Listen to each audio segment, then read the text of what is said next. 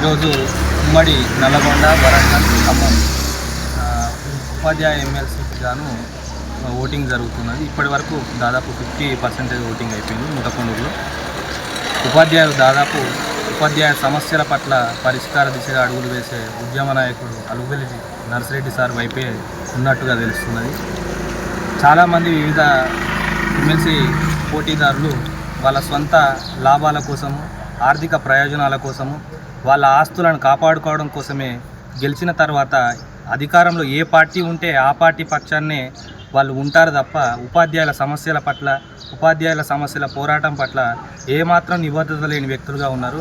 కానీ నిరంతర శ్రామికుడు, నిరంతర ఉపాధ్యాయ పరిష్కార సాధకుడు అలుగుబెల్లి నర్సిరెడ్డి సార్ అని ఉపాధ్యాయ లోకం ఈరోజు గుర్తించింది. అదేవిధంగా ఉపాధ్యాయులు 1000కో, 2000కో, 5000కో అమ్ముడుపోయే వ్యక్తులు కాదు, నర్సిరెడ్డి సార్ పక్షాన్నే ఉంటారని ఖచ్చితంగా ఈ ఎలక్షన్ రిజల్ట్ రోజు కూడా యూటీఎఫ్ పక్షాన జెండా ఎగురవేస్తామని ముటకొండూరు మండల శాఖ పక్షాన ఆశిస్తున్నాం.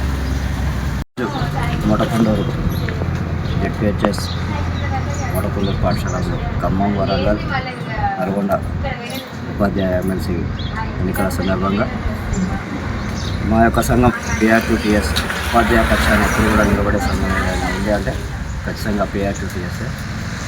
మేము ఖచ్చితంగా చెప్పగలుగుతున్నాం, ఖచ్చితంగా అందరికంటే కూడా మేము ముందంజలో ఉన్నాం. మా యొక్క అభ్యర్థి శ్రీపాల్ రెడ్డి గారు మొదటి ప్రాధాన్యత ఖచ్చితంగా గెలుస్తారన్న నమ్మకంతో మేము ఘంటాపరంగా తెలియజేస్తున్నాం.